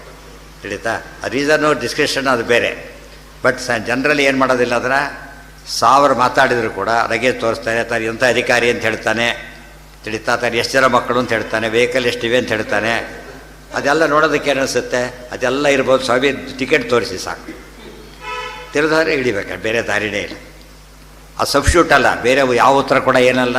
ಬನ್ನಿ ಏನಂತ ಬರ್ಕೊತಾನೆ, ಟಿಕೆಟ್ ತೋರಿಸ್ಲಿಲ್ಲ ಅಷ್ಟೇ ಬರ್ಕೊಡು, ಅನುಕ್ತಿ ಇದ್ದಾಗೆ. ಎಲ್ಲ ಕಡೆಗೂ ಫಾಲೋ ಮಾಡೋದು. ಅನುವಾದಾದಿ ರಾಹಿತ್ಯ ಇವತ್ತು ನಾವೇ ಫಾಲೋ ಮಾಡೋದಿಲ್ಲ. ಇರ್ಲೆವೆಂಟಾಗಿ ಮಾತಾಡ್ತಿರ್ತಾರೆ. ಯಾವುದೋ ಪ್ರಶ್ನೆ ಏನೋ ಕೇಳೋ ಉತ್ತರ ಕೊಡೋದು ಅದಲ್ಲ. ಡಿಸಿಪ್ಲಿನ್ ಬರಬೇಕು, ಅದಕ್ಕೆ ಕೇಳಿದ ಮೇಲೆ ಡಿಸಿಪ್ಲಿನ್ ಡೆವಲಪ್ ಆಗಬೇಕು. ಪ್ರಶ್ನೆ ಉತ್ತರ. ಪರಾಜಿತತ್ವ ಮಾತ್ರ ಸ್ಯಾತ್ ನಿಂದ್ಯೋ ದಂಡ್ಯೋಥವಾ ಅನ್ಯಥಾ ಅನುವಾದಾದಿರಾಹಿತ್ಯಂ ನೈವ ಜಲ್ಪೇಪಿ ದೂಷಣಂ. ಇನ್ನೊಂದು ಸ್ಪೆಷಲ್ ಅದು. ಸಾಮಾನ್ಯ ನಿಯಮ ಏನು ಅಂದರೆ, ಪೂರ್ವಪಕ್ಷನ ಖಂಡನೆ ಮಾಡಬೇಕಾದ್ರೆ ಏನು ಹೇಳಿದ ಅದನ್ನು ಅನುವಾದ ಮಾಡಿ ಖಂಡನೆ ಮಾಡೋ ಪದ್ಧತಿ ಅದು. ಯಾವುದೋ ಕಾರಣಕ್ಕೆ ಅನುವಾದ ಮಾಡದೇನೆ ಅವನು ದೋಷನೇ ಹೇಳಿಬಿಟ್ಟ, ಅದೇನು ದೊಡ್ಡ ದೋಷ ಅಲ್ಲ ಅಂತ ಹೇಳ್ತಾರೆ. ಅದು ದೊಡ್ಡ ತಪ್ಪು ಮಾಡಿದ್ದಾನೆ, ಅನುಕ್ತಿ ಅಂತ ಹೇಳಿಬಿಟ್ಟ ಅಷ್ಟೇ. ನಾನು ಕೇಳಿದ ಉತ್ತರ ಕೊಡೋದೆಲ್ಲ ಬೇಕಾ, ಅನುಕ್ತಿ. ಜಡ್ಜಸ್ ಗೊತ್ತಿದ್ದಾರೆ, ಓಕೆ ಅಂದರೆ ಮುಗಿದೋಯ್ತು. ಗೊತ್ತಾಯ್ತು? ಅನುವಾದ ಮಾಡಿದರೆ ತಪ್ಪೇನಲ್ಲ, ರೂಲ್ಸ್ ಪ್ರಕಾರ ಮಾಡಬೇಕು. ಬಟ್ ಇದು ಕಂಪಲ್ಸರಿ ಅಲ್ಲ. ದೊಡ್ಡ ದೋಷ ಹೇಳಿದ ಕಾಲಕ್ಕೆ ಅನುವಾದ ಮಾಡಲಿಲ್ಲ ಅಂತ ದೋಷ ಇಲ್ಲ. ಅವನು ತಪ್ಪು ಹೇಳಿದ್ದಾನೆ ಮೇಲೆ ದೊಡ್ಡ ದೋಷ ಆದ್ದರಿಂದ ಪ್ರಸಕ್ತಿ ಇಲ್ಲ. ವಿದ್ಯಾಹೀನತ್ವಲಿಂಗೇಪಿ ವಾದಿನೋಹೋ ಸ್ಯಾತ್ ಪರಾಜಯ. ಇದು ನೆಕ್ಸ್ಟ್ ಪಾಯಿಂಟಿಗೆ. ಇನ್ನೊಂದೇನು, ಅವನು ವಾದ ಮಾಡ್ತೀನಿ ಅಂತ ಬಂದ, ಒಬ್ಬ ರಾಜನ ಹತ್ರ ಬಂದ, ನೀವು ಆಸ್ಥಾನ ಪಂಡಿತರಿದ್ರೆ ಕರಿ ವಾದ ಮಾಡ್ತೀನಿ ಅಂತ ಬಂದ. ಇವನು ತಕ್ಷಣ ಏರ್ಪಾಡು ಮಾಡಬೇಕಾಗಿಲ್ಲ, ನೋಡ್ತಾನೆ. ವಿದ್ಯಾಹೀನತ್ವ ಲಿಂಗೇಪಿ, ನಿನ್ನ ಕ್ವಾಲಿಫಿಕೇಷನ್ ಏನು ಕೇಳ್ತಾರೆ. ಯಾರನ್ನ ಕರೀತಾನೆ ಈಗ? ಇವ್ರು ದೊಡ್ಡ ದೊಡ್ಡ ಪಂಡಿತರಿದ್ದಾರೆ ಸಭೆಯಲ್ಲಿ. ಇವನು ABCD ಫೆಲೋ ಇವನು. ಹೇಳ್ತಾರೆ ನೋ, ನಾಟ್ ಅಲೌಡ್. ಯಾಕೆ? ವಿದ್ಯಾಹೀನತ್ವ ಲಿಂಗ. ಅರ್ಥ ಆಯ್ತಾ? ನೀನೆಲ್ಲಿ ಅವರೆಲ್ಲಿ? ಅವ್ರು ಡಿಸೈಡೆಡ್ಲಿ ಏನಿದ್ದಾರೆ ಈಗಾಗಲೇ ಮೇಲಿದ್ದಾರೆ. ನೀನು ಈ ಪರೀಕ್ಷೆ ಮಾಡೋದು ಯಾವಾಗ ಡೌಟ್ ಬಂದಾಗ ವಿವಾದಶ್ಚ ವಿವಾಹಶ್ಚ ಸಮಯೋರೇವ ಶೋಭತಿ. ವಿದ್ಯಾದಲ್ಲಿ ಏನಿರಬೇಕು? ಪ್ರೊಫೆಸರ್ ಸ್ಟೂಡೆಂಟ್ ಇಲ್ಲ, ಸಾಧ್ಯ ಇಲ್ಲ. ಯಾಕೆ? ಕೇಳಿದ್ರೆ ಬೇರೆ ಅಲ್ಲಿ ಮಾಡ್ಲಿಕ್ಕೆ ಬರೋದಿಲ್ಲ. ಆದ್ದರಿಂದ ಸ್ಟೂಡೆಂಟ್ ಆಗೋದು, ಪ್ರೊಫೆಸರ್ ಆಗ್ಬೋದೇ ಹೊರತು ಸ್ಟೂಡೆಂಟು ಪ್ರೊಫೆಸರ್ ಆಗಕ್ಕೆ ಬರೋದಿಲ್ಲ. ಅದು ವಿದ್ಯಾಹೀನ. ಅದು ಇದು ಇಂಟರ್ನ್ಯಾಷನಲ್ ಇದು ಸೆಲೆಕ್ಟ್ ಆಗಬೇಕಲ್ಲ ಫಸ್ಟ್. ಇವನು ಸೆಲೆಕ್ಟ್ ಆಗದೆ ಹೊರ ಆಡ್ಲಿಕ್ಕೆ ಬರೋಲ್ಲ. ಅವನು ಏನೋ ಚೆನ್ನಾಗಿ ಹೋಗಿ ಮಧ್ಯೆ ತುರ್ಕೊಳ್ಳೋಕ್ಕೆ ಬರೋದಿಲ್ಲ. ಇವರು ಕೂಡ ಸುಮ್ಮನೆ ಸೆಲೆಕ್ಟ್ ಮಾಡೋಕ್ಕೆ ಬರೋದಿಲ್ಲ. ಯಾವ ಮಾಡಿ ದೊಡ್ಡ ಗಲಾಟೆ ಆಗುತ್ತೆ. ತೋರಿಸ್ಬೇಕು, ರೆಕಾರ್ಡೆಲ್ಲ ತೋರಿಸಿ ಚೆನ್ನಾಗಿ ಆಡಿದ್ದಾನ ಅಂತ ಈಗ ಸೆಲೆಕ್ಟ್ ಮಾಡ್ತೇವೆ ಅಂತ ಹೇಳಬೇಕು. ಸ್ಟೇಟ್ ಲೆವೆಲ್ ಬೇರೆ, ನ್ಯಾಷನಲ್ ಲೆವೆಲ್ ಬೇರೆ, ಇಂಟರ್ನ್ಯಾಷನಲ್ ಲೆವೆಲ್ ಬೇರೆ. ಅದು ಇದು ಮಾಡ್ತಾರೆ, ಅದು ಬೇರೆ ವ್ಯತ್ಯಾಸ ಇದೆ. ಅದಕ್ಕೆ ವಿದ್ಯಾಹೀನತ್ವ ಲಿಂಗೇಪಿ ವಾದಿನೋಹೋ ಸ್ಯಾತ್ ಪರಾಜಯ. ವಾದಿನೋ ಅಂತ ಯಾತಕ್ಕೆ ಉಪಯೋಗಿಸಿದರು? ಯಾರಲ್ಲಿ ವಿದ್ಯಾಹೀನತ್ವ ಇದೆಯೋ ಅವನು ವಾದಕ್ಕೆ ಅನರ್ಹನಾಗ್ತಾನೆ, ಕರೀಲಿಕ್ಕೆ ಹೋಗಬಾರ್ದು ವಾದಕ್ಕೆ ಅವನು. ತದಭಾವ ನೈವ ಷಟ್ಕಾತ್ ಅನ್ಯೋ ನಿಗ್ರಹ ಇಷ್ಯತೆ. ಇಷ್ಟು ಹೇಳಿಬಿಟ್ಟು ಒಂದು ನೋಟ್ ಹೇಳ್ತಾರೆ. ಷಟ್ಕಾತ್, 6ರ ಹೊರತು ಬೇರೊಂದು ನಿಗ್ರಹ ಸ್ಥಾನ ಇಲ್ಲ. 6ರ ಹೊರತು ಬೇರೊಂದು ನಿಗ್ರಹ ಸ್ಥಾನ ಇಲ್ಲ. ಯಾವುದು 6? ಹೇಳಿದ್ರು ಇಷ್ಟೊತ್ತು. 6ರ ಹೊರತು ಬೇರೆ ನಿಗ್ರಹ ಸ್ಥಾನ ಇದೆ. ಯಾತಕ್ಕೆ ಒತ್ತು ಹೇಳಿದರು ಅಂದರೆ, ಬೇರೆಯವ್ರು ಏನು ಮಾಡಿದರು? 22 ನಿಗ್ರಹ ಸ್ಥಾನ ಅಂತ ಹೇಳ್ತಾರೆ. ಪ್ರಮಾಣ ಪದ್ಧತಿಯಲ್ಲಿ ಬಂದಿದ್ದು 22 ನಿಗ್ರಹ ಸ್ಥಾನ. 6 22 ಇಲ್ಲ, ಅರ್ಥಾತ್ ಸಂಬಂಧ ಇಲ್ಲ. 26 ಲೈನ್ ಪ್ಯಾಕ್ ಮಾಡೋದನ್ನು 22 ಇಟ್ಬಿಟ್ರೆ ಏನಾಯ್ತು ಅಲ್ಲಿಗೆ? 1 ಜಾಸ್ತಿ ಮಾಡಿದರೆ ತಪ್ಪು. ಲಗೇಜಲ್ಲಿ 1 ಜಾಸ್ತಿ ಇದ್ದರೂ ತಪ್ಪಾಗಿದೆ. 22 ಮಾಡಿಬಿಟ್ಟಿದ್ದಾನೆ. ಅಷ್ಟು ಸಾಲದು ಅಂಥೇಳಿ 1ರಲ್ಲಿ ಏನು ಮಾಡಿದ್ದಾನೆ ಗೊತ್ತಾ? 24 ಸಬ್ ಡಿವಿಷನ್. 1ರಲ್ಲಿ 24. ಅರ್ಥ ಆಯ್ತಿಲ್ಲ? 24 ಯಾವುದ್ರಲ್ಲಿ ಬರುತ್ತೆ? 1ರಲ್ಲಿ ಬರುತ್ತೆ ಆ್ಯಕ್ಚುಲಿ. ಆ 1 ಉಳಿದ 6ರಲ್ಲಿ ಬರುತ್ತೆ. ತಿಳಿತಾ? ಅದು ಬಿಟ್ಟು ಇಷ್ಟು ತಪ್ಪು ಮಾಡಿ ಕೂತ್ಕೊಬಿಟ್ಟು ಅವ್ರು ನೋಡಿಬಿಟ್ರೆ ಇದು ತಪ್ಪಾಯ್ತು. ಅದೆಲ್ಲ ಪ್ರಮಾಣ ಪದ್ಧತಿ ಟೀಚಾರ ಹೇಳ್ತಾರೆ. ಪ್ರಮಾಣ ಲಕ್ಷಣ ಟೀಕಾದಲ್ಲೂ ಬರೀತಾರೆ. ಅದೆಲ್ಲ ಟೀಕಾರ ಸ್ಪೆಷಲ್ ಕಾಂಟ್ರಿಬ್ಯೂಷನು. ಆಚಾರ್ಯ ಏನು ಹೇಳಿದ್ರು? ಇಷ್ಟೇ ಅಂತ ಹೇಳಿಬಿಟ್ರು ಅಷ್ಟೇ. ಯಾಕೆ ಅಂದರೆ ಡೀಟೇಲ್ಸ್ ಕೊಡಲಿಲ್ಲ. ಜೈತೀರ್ಥ ಎಲ್ಲ ಮಾಡ್ತಾರೆ, ಇಷ್ಟನ್ನು ಕವರ್ ಮಾಡ್ತಾರೆ. 6ರಲ್ಲಿ ಹೇಗೆ ಸೇರುತ್ತವೆ ಇಷ್ಟು ಕೂಡ ತೋರಿಸ್ತಾರೆ. ಅವು ಇಂಡಿಪೆಂಡೆಂಟ್ ಇದ್ದವರು. ಅವರು ಹೇಳ್ತಾರೆ ಗುರುಭಾವಂ ವ್ಯಂಜಯಂತಿ ಭಾತಿ. ಅದೆಲ್ಲ ಓದಬೇಕಾದ್ರೆ ಒಳ್ಳೆ ಬುದ್ಧಿ ಹರಿತಾಗತ್ತೆ. ಸರಿಯಾಗಿ ಓದ್ಕೊಂಡ್ಬಿಟ್ರೆ ಫಸ್ಟ್ ಕ್ಲಾಸ ತಿಳಿಯುತ್ತೆ. ವಿದ್ಯಾಹೀನತ್ವಲಿಂಗೇಪಿ ವಾದಿನೋ ಸ್ಯಾತ್ ಪರಾಜಯ ತದಭಾವಾನ್ನೈವ ಷಟ್ಕಾತ್ ಅನ್ಯೋ ನಿಗ್ರಹ ಇಷ್ಯತೆ. 6ರ ಹೊರತು ಇನ್ನೊಂದು ನಿಗ್ರಹ ಸ್ಥಾನ, ಇನ್ನೊಂದು ನಿಗ್ರಹ ಸ್ಥಾನ ಬರೋದಿಲ್ಲ. ಯಾತಕ್ಕೆ? ಅಂತರ್ಭಾವಾದಿಹ ಅನ್ಯೇಷಾಂ ನಿಗ್ರಹಾಣಾಮಿತಿ ಸ್ಮಃ. ಅಂತರ್ಭಾವಾದಿಹ ಅನ್ಯೇಷಾಂ ನಿಗ್ರಹಾಣಾಮಿತಿ ಸ್ಮಃ. ಅನ್ಯೇಷಾಂ ನಿಗ್ರಹಾಣಾಂ, ಬೇರೆ ಎಲ್ಲ ನಿಗ್ರಹ ಸ್ಥಾನಗಳು ಕೂಡ ಅಂತರ್ಭಾವ, ಇದರಲ್ಲೇ ಅಂತರ್ಭಾವ ಹೊಂದೋದ್ರಿಂದ ಅದು ಪ್ರತ್ಯೇಕವಾಗಿ ಏನಂತ ಕರಿಬೇಕಾಗಿಲ್ಲ, ನಿಗ್ರಹ ಸ್ಥಾನ ಅಂತ ಕರಿಬೇಕಾದ ಕಾರಣ ಇಲ್ಲ. ನಿಗ್ರಹಾಣಾಮಿತಿ ಸ್ಮಃ. ವಿದ್ಯಾಪರೀಕ್ಷಾ ಪೂರ್ವೈವ ವೃತ್ತಿ ಜಲ್ಪ ವಿತಂಡಯೋ. ಅದೊಂದು ನೋಟ್, ಮತ್ತೆ ಒಂದು ಇಂಪಾರ್ಟೆಂಟ್ ನೋಟು. ಈ ಶಿಷ್ಯ ಒಂದು ಪ್ರಶ್ನೆ ಕೇಳಿದ, ಏನು ಓದಿದ್ದೀನೋ ಅವೆಲ್ಲ ಕೇಳಬೇಕಾಗಿಲ್ಲ ಅವನ್ನ, ಗೊತ್ತಾಯ್ತಾ? ಅವ್ನ ಪ್ರಶ್ನೆ ಸರಿಯಾಗಿದೆ, ಉತ್ತರ ಕೊಟ್ಟರೆ ಬೋದು, ಏನು ಕೇಳಬೇಕಾಗಿಲ್ಲ. ನನ್ನ ಪ್ರಶ್ನೆಗೆ ನೀನೇನು ಅಧಿಕಾರ ಇದೆ ಅವೆಲ್ಲ ಬೇಕಿಲ್ಲ. ಟೈಮ್ ಕೇಳಿದೆ, ಏನು ಯಾಕೆ ಅವೆಲ್ಲ ಬೇಕಲ್ಲ, ಮಾತಿಲ್ಲ. ಗೊತ್ತಿದ್ದರೆ ಹೇಳಿದ್ರು, ಗೊತ್ತಿಲ್ಲ ಅಂತ ಸುಮ್ಮನೆ ಆಗಿಬಿಡ್ಬೇಕೆ ಹೊರತು ಏನು ಪ್ರಶ್ನೆ ಇಲ್ಲ ಅದಕ್ಕೆಲ್ಲ. ಅವ್ನು ಕೇಳ್ತಿರೋದೇನು? ವಾದಕ್ಕೆ ಬಂದಿಲ್ಲ, ಅವನು ವಿಷಯ ಕೇಳ್ತಾನಷ್ಟೇ. ಅವನು ಸಣ್ಣ ಮಗು ಬಂದು ಬೇಕಾದ್ರೆ ಕೇಳ್ಬೋದು, ದೊಡ್ಡ ವಿದ್ವಾಂಸ ಬೇಕಾದ್ರೂ ಕೇಳ್ಬೋದು. ಆದರೆ ಪ್ರಶ್ನೆ ಸರಿ ಇದ್ದರೆ ಉತ್ತರ ಕೊಟ್ಟರೆ ಮುಗಿದೋಯ್ತು ಅಷ್ಟೇ. ಇದಕ್ಕಾಗಲ್ಲ. ನೀ ಕೇಳಕ್ಕೆ ಹೂವಾರಿ ಅಂತ ಕೇಳ್ತಾನೆ ಫಸ್ಟ್ ಇವರು. ನೀನು ಕೇಳ್ತೇನೆ, ನಿನಗೇನು ಅಧಿಕಾರ ಇದೆ, ಈಗ ನಿನ್ನ ಕ್ವಾಲಿಫಿಕೇಷನ್ ಏನು? ಬರೋದಿಲ್ಲ ಅಂತ ಹೇಳ್ಬೋದು. ಅದು ತಪ್ಪಲ್ಲ. ಯಾರೋ ವಾದಕ್ಕೆ ಬರಲಿಲ್ಲ ಅಂತ ಹೇಳಿದ್ರೆ ಯಾತಕ್ಕೆ ಎಲ್ಲ ಹೌದು ಸರಿಯಾಗಿ ಹೇಳಿದ್ದಾರೆ, ಹೋಗಿ ಬಯಸ್ಕೊ, ನೀನೆಲ್ಲಿ ಅವರೆಲ್ಲಿ ಹೋಗಿ ಬಂದುಬಿಡ್ತಾರೆ ಅಷ್ಟೇ. ಅವ್ನು ಯಾರ ಮುಂದೂ ಅವ್ನು ಹೇಳೋಕ್ಕೆ ಪ್ರಯೋಜನವೂ ಇಲ್ಲ. ಆದರೆ ಇದಕ್ಕಾಗಲ್ಲ. ಒಳ್ಳೆ ಪ್ರಶ್ನೆ ಕೇಳಿದಾಗ ನೀನು ಯಾರು ಅಂತಂದು ಹೇಳಿ ಪ್ರಶ್ನೆ ಮಾಡಿಬಿಟ್ರೆ ಏನಾಗುತ್ತದ? ಡಿಸ್ಕರೇಜ್ ಮಾಡಿದಾಗ ಇವ್ರಿಗೆ ಗೊತ್ತಿಲ್ಲ ಅಂತಲೂ ಆಗುತ್ತೆ. ಗೊತ್ತಿದ್ರೆ ಹೇಳ್ತಿದ್ರು, ಗೊತ್ತಿಲ್ಲ ಅಂತ ಅವಾಯ್ಡ್ ಮಾಡಿದ್ರು ಅಂತ ಆಗುತ್ತೆ. ಅದು ಮಾಡೋ ಹಾಗಿಲ್ಲ. ತುಂಬ ಜನ ಇಲ್ಲಿ ನನ್ನ ಕೇಳೋಕ್ಕೆ ನೀವ್ಯಾರು, ಕೆಲವೆಲ್ಲ ಸಿಟ್ಟಾಗಿಬಿಡ್ತಾರೆ ತಕ್ಷಣವೇ. ನನಗೆ ಪರೀಕ್ಷೆ ಮಾಡೋಕ್ಕೆ ಬಂದಿದ್ದೀರಾ, ಅದು ಬೇರೆ ಪರೀಕ್ಷೆ ಮಾಡೋಕ್ಕೆ ಬೇರೆ ಬಂದಿದ್ದೀರಾ, ಅದೆಲ್ಲ ಏನೋ ಪ್ರಶ್ನೆ ಕೇಳಿದ ಪಾಪ, ಡೌಟ್ ಬಂತು, ಸಿಂಪಲ್ ಹೊತ್ತು ಕೊಟ್ಟರೆ ಮುಗಿದೋಯ್ತು. ಅವೆಲ್ಲ ಯಾವಾಗ ಮತ್ತೆ ಬಂದ ಕುತರ್ಕ ಮಾಡೋಕ್ಕೆ ಶುರು ಮಾಡಿದ, ಆವಾಗ ಪ್ರಶ್ನೆ ಬರುತ್ತೆ ಹೊರತು ಯಾವುದೋ ಒಂದು ಕ್ಯಾಶುವಲ್ ಪ್ರಶ್ನೆ ಕೇಳಿದಾಗ ವಿಗ್ರಹ ಸ್ಥಾನದ ಪ್ರಶ್ನೆ ಬರೋದಿಲ್ಲ. ವಿದ್ಯಾಪರೀಕ್ಷಾ ಪೂರ್ವ ಇಲ್ಲ. ಇದಕ್ಕೆ ವಿದ್ಯಾಪರೀಕ್ಷಾ ಪೂರ್ವತ್ವ ಇದೆ. ಅಪ್ಲಿಕೇಶನ್ ಹಾಕಬೇಕು ಇವನು ಫಸ್ಟು. ಏನಂತ, ನಾನು ಇಷ್ಟೆಲ್ಲ ಮಾಡ್ಕೊಂಬಂದಿದ್ದೇನೆ, ವಾದಕ್ಕೆ ಬಂದಿದ್ದೇನೆ, ಅವಕಾಶ ಕೊಡಿ. ಇನ್ನೊಬ್ಬರು ಹಾಗೇ ಇರಬೇಕು. ಮ್ಯಾಚ್ ಆಗಲಿಲ್ಲ, ನಾಟ್ ಅಲೋಡ್, ಯಾರು ಇಲ್ಲ ಅಂತ ಆಯ್ತು ಅಷ್ಟೆ. ಯಾವುದೋ ಪೋಸ್ಟಿಗೆ ಕಾಲ್ಫರ್ ಮಾಡ್ತಾರೆ, ಪ್ರಿಸ್ಕ್ರೈಬ್ ಕ್ವಾಲಿಫಿಕೇಷನ್ ಇಲ್ಲ ಅಂದರೆ ಎಲಿಜಿಬಲ್ ಅಲ್ಲೇ ಇಲ್ಲ. ಅದು ಖಾಲಿ ಬಿಟ್ಬಿಡ್ತಾರೆ ಹೊರತು ಯಾರು ಬರ್ಲಿಕ್ಕೆ ಸಾಧ್ಯ ಇಲ್ಲ. ವಿದ್ಯಾಹೀನತ್ವನೇ ಇತ್ತು. ಯಾತಕ್ಕೆ ಆಚಾರ ಹಾಗೆ ಮಾಡಿದ್ರು ಅಂತ ಕೇಳಿದ್ರೆ ಅವರಿಗೆ ಭ್ರಮೆ ಇದೆ. ಅವರಿಗೆಲ್ಲ ಏನಿದೆ, ಭಾರಿ ವಿದ್ಯಾವಂತರು ಅಂತ. ಆಚಾರ್ಯ 8 ವರ್ಷದ ಹುಡುಗರು, ವಯಸ್ಸು ಚಿಕ್ಕದವ್ರದ್ದು, ಗೊತ್ತಾಯ್ತು. ಅವರೆಲ್ಲ ಭಾರಿ ಸೀನಿಯರ್ಸು. ಅದಕ್ಕೆ ಅವ್ರು ಏನು ಸರ್, ನಾವು ಭಾರಿ ದೊಡ್ಡವರು ಅಂತೇಳಿ ಆಚಾರ ಅವ್ರನ್ನ ತಾವು ಕರೀಲಿಲ್ಲ, ಅವರಾಗಿ ಬಂದವರು. ಅವರಾಗಿ ಬಂದಿದ್ದರಿಂದ ಅದಕ್ಕೆ ಕೂತರು ಅಷ್ಟೇ. ಅವ್ರು ಏನು ಮಾಡಿದ್ರು, ಫುಲ್ ಚಾನ್ಸ್ ಕೊಟ್ಟರು. 3 ದಿವಸ ನಾನ್ ಸ್ಟಾಪ್ ಮಾತಾಡೋದು ಅವನು. 3 ದಿವಸ ನಾನ್ ಸ್ಟಾಪ್ ಮಾತ್ರ ಸುಮ್ಮನೆ ಕೂತಿದ್ರು, ಮತ್ತೆ ಮಾತಾಡಲಿಲ್ಲ. ಜನಕ್ಕೆ ಗಾಬರಿ ಆಯಿತು. ಪಾಪ ಹುಡುಗನ ಜೊತೆಗೆ ಮಾತಾಡೋಕ್ಕೆ ಬಂದುಬಿಟ್ಟಿದ್ದಾರೆ, ಗುಂಪೆ ಬಂದಿದೆ, 3 ದಿವಸ ಬೇರೆ ನಾನ್ ಸ್ಟಾಪ್ ಮಾತಾಡಿದ್ದಾರೆ ಅಂತ ಕೇಳಿದ್ರೆ ಆಚಾರ್ಯ ಏನು ಮಾಡಿದ್ದಾರೆ, ಅದನ್ನು ಒಂದು ಕ್ಷಣದಲ್ಲಿ ಸೋಲಿಸ್ಬಿಟ್ರು. ಇಮ್ಮಿಡಿಯೇಟ್ ಇದನ್ನು ಉತ್ತರ ಕೊಟ್ಟ ತಕ್ಷಣ ಕತೆ ಮುಗೀತು. ಅಲ್ಲಿ ವಯಸ್ಸಿನ ಅಂತರ ಇದ್ದು ನಿಜವಾಗಿ ಬರಬಾರ್ದಾಗಿತ್ತು. ಅವರು ಇವ್ರ ಜೊತೆ ವಾದ ಮಾಡಬಾರ್ದು. ಯಾಕೆ, ಇವ್ರು ಜಸ್ಟ್ ಸನ್ಯಾಸ 10 ವರ್ಷ ಅಷ್ಟೇ ಆಚಾರ್ಯಗಾಗ. ಅವರೆಲ್ಲ ಭಾಳ ಸೀನಿಯರ್ಸು. ವಾದಕ್ಕೆ ಇವ್ರು ಒಪ್ಪದೆ ಹೋದರೆ ಏನು ದೋಷ ಇರಲಿಲ್ಲ. ಒಪ್ಪಿದ್ದು ಗ್ರೇಟ್. ಅದು ದೋಷ ಇದ್ದು ಯಾವಾಗಲೂ ಕೂಡ ಒಬ್ಬರು ಆಪ್ಷನ್ ಬಿದ್ದಿದೆ, ಒಪ್ಪಬೇಕೋ ಬಿಡಬೇಕು ಅಂತ. ಅದು ಹೇಳ್ತಾನೆ, ಯಾರೇ ಆಗಿರಲಿ ನಾನು ಸೋಲಿಸ್ತೀನಿ, ಮುಗಿದೋಯ್ತು ಅಲ್ಲಿ. ಅವ್ನಿಗೆ ಅನ್ವಿಸಿ ಬೇಕಾಗಿಲ್ಲ, ಬಂದಿದ್ದ ಅನ್ನೋದಲ್ಲೋ ಬರಲಿ, ಕೈ ನೋಡ್ತೇನೆ. ಅದು ಭಾರಿ ಗ್ರೇಟ್. ಅದು ಆಚಾರ ಹಾಗೆ ಮಾಡಿದ್ದು, ಗೊತ್ತಾಯ್ತಾ? ಅವರು ಒಪ್ತಾರೆ, ಇವರು ಇಬ್ಬರು ಅವರೇ ರೆಡಿ ಇದ್ರೆ ನೆಪ ಬಿಡ್ರಿ, ನೀವು ಯಾಕೆ ನಾನು ನೋಡ್ಕೊತೀನಿ ಅವ್ರನ್ನ ಅಂತ ಮುಗಿದೋಯ್ತಾರೆ. ತಿಳಿತಾ? ಅಲ್ಲ, ಅದೇ ಅವರು ಇವರು ರೆಡಿ ಇದ್ದಾರೆ.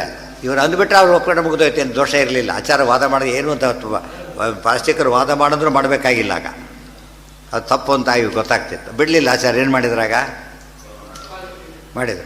ಮಾಡಿ ಸೋಲಿಸ್ಬಿಟ್ರು. ಅದು ಇನ್ನೂ ಗ್ರೇಟ್ ಆಯಿತು. ಅಷ್ಟೆಲ್ಲ ವ್ಯತ್ಯಾಸ ಇದ್ದರೂ ಕೂಡ ಚಾಣೂರ ಮುಷ್ಟಿಕರ ಕಥೆ ಹಾಗೇನೆ. 10 ವರ್ಷದ ಹುಡುಗ ಕೃಷ್ಣ, ಬಲರಾಮ 10 ವರ್ಷ, 3 ತಿಂಗಳು ಜಾಸ್ತಿ, ಅಷ್ಟೇ 4 ತಿಂಗಳು, 5 ತಿಂಗಳು ಸೀನಿಯರ್ ಅಷ್ಟೇ. ಆದರೆ ನಡೆದಿದ್ದೇನೋ ಅವರವರೇ ಸೀನಿಯರ್ಸು, ಚಾಣೂರ ಮುಷ್ಟಿಕಾದಿಗಳೆಲ್ಲ. ನೋಡೋದು ಜನಗಳೇ ಏನು ಅನ್ಯಾಯ ಇದು ಅಂತ ಹೀಗೆ ಮಾಡ್ತಾರಾ ಅಂತ ಹೇಳಿಬಿಟ್ಟು. ತಿಳಿತಾ? ಏನು ಮಾಡಿದ್ರು ಇವರು? ಹೊಡೆದಾಕಿದ್ರು. ಒಪ್ಪಾರಾಯ್ತು, ನಾನು ಹೇಳಬೇಕಾಗಿತ್ತಾಗ ಅನ್ಯಾಯ ಮಾಡಬಾರ್ದು ಅಂಥೇಳಿ ಅಂದ್ಕೊಂಡ್ರು. ಯಾರಿಗೂ ಧೈರ್ಯ ಇಲ್ಲ ಕಂಸನ ಮುಂದೆ ಹೇಳೋದಕ್ಕೆ. ಯಾಕೆ?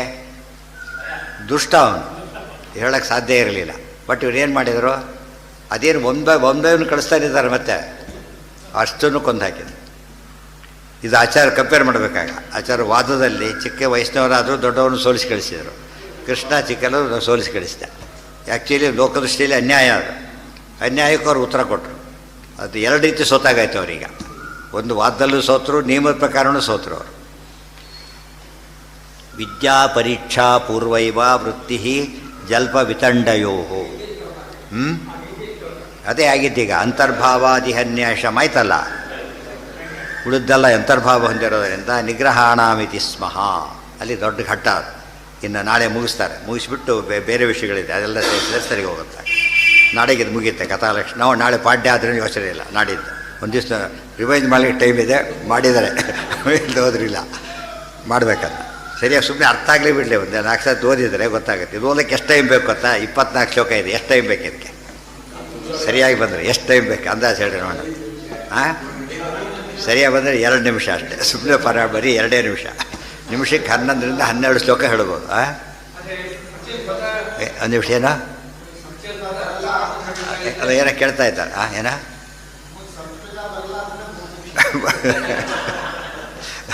ಅದು 10 ದಿವಸಕ್ಕೂ ಆಗಲ್ಲ, ಬರದೇ ಹೋದರೆ ವರ್ಷಕ್ಕೂ ಆಗಲ್ಲ. ಏನ ಅಲ್ಲ, ಮನುಷ್ಯ ಅರ್ಥ ಆಗ್ತಿರ್ತದೆ ಅದು. ನೀವು ಯಾರೋ ಬರ್ತಾರೆ, ಹೂ ಆರಿ ಹೊತ್ತು ಯೋಚನೆ ಮಾಡ್ತಾ ಕೊಡೋದಿಲ್ಲ. ಅರ್ಥ ಆಯ್ತು ಅವನಿಗೆ, ಅವನು ಅರ್ಥ ಹೇಳ್ತಾರೆ. ಯಾವಾಗ ಅದೆಲ್ಲ ಅವನಿಗೆ ಊಟು ಗೊತ್ತಿಲ್ಲ, ಆರೋ ಗೊತ್ತಿಲ್ಲ, ಏನೂ ಗೊತ್ತಿಲ್ಲ. ಅದು ಬೇರೆ ಇದೆಲ್ಲ ಯಾವನ್ನ ಹೇಳುವ 3 ಅವರ್ಸ್ ಕೊಡ್ತಾರೆ ಟೈಮ್ನ. ಏನದು ಜನರಲ್ಲು. ಭಾರಿ ಬುದ್ಧಿವಂತನಿಗೆ ಅಷ್ಟು ಬೇಕಿಲ್ಲ, ಭಾರಿ ದಡ್ಡರಿಗೆ ಅದು ಸಾಲದು. ಬಟ್ ಆ ರೀತಿ ಕೂತ್ಕೊಂಡು ಕಚೋರಿ ಸೆಟ್ ಮಾಡಲಿಕ್ಕೆ ಆಗೋದಿಲ್ಲ. ಈ ರೀತಿ ಮಾಡಿದರೆ ಹೇಗಿರ್ತದೆ? ಈ ಪಾಸ್ ಆಗೋರಿ ಕ್ವಶನ್ ಪೇಪರ್ ಬೇರೆ, ಫೇಲ್ ಆಗಿರೋ ಕ್ವಶನ್ ಅವಾಗ ಹೇಗಿರುತ್ತೆ? ಮ್ಯಾಥ್ಸ್ ಫಿಕ್ಸಿಂಗ್ ಇದ್ದಾಗ ಫೇಲ್ ಆಗಿರೋ ಕ್ವಶನ್ಗೂ ಯಾಕೆ ಕೊಡಬೇಕು? ಈ ಮಧ್ಯೆ ಹೋಗ್ತಾರೆ, ಬೇಡ ಇಲ್ಲಿ ಫೇಲ್ ಆಗೋರೆಲ್ಲ ಈ ಸೆಕ್ಷನ್ ಕೊಡಿ, ಪಾಸ್ ಆಗೋ ಆ ಸೆಕ್ಷನ್ಗೆ ಹೋಗಿ ಅಂದರೆ ಮೋಸ್ಟ್ ಹೈ ಕ್ಲಾಸ್ ಅದು. ಮ್ಯಾಥ್ಸ್ ಫಿಕ್ಸಿಂಗ್ ಮಾಡ್ಲಿಕ್ಕೆ ಬರೋಲ್ಲ.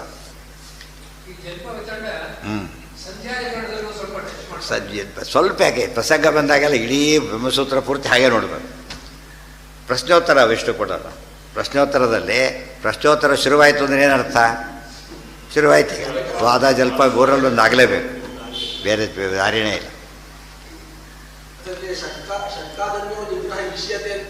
ಇಷ್ಟು ಪ್ರಾಮಾಣಿಕ ಸೇರಿಸ್ಕೋಬೇಕಂತ. ಸ್ವತಂತ್ರ ಜಾತಿ ತತ್ವವಿಷ್ಯತೆ ಪ್ರಾಮಾಣಿಕೈ ರೀತಿ ಶೇಷ ಜ್ಞಾನಿಭಿ ಇತಿ ಶೇಷ ಸೇರಿಸ್ಕೋಬೇಕಂತ. ಇಟ್ ಈಸ್ ಸೆಡ್ ಅಂದ್ಬಿಡ್ತಾರೆ. It is said like this ಅಂದರೆ ಏನು? Said by the confident persons ಅಂತ. ಯಾರೋ ಹೇಳಿದ್ದಲ್ಲ, ಹೇಳಬೇಕಾದವ್ರು ಹೇಳಿದ್ದು.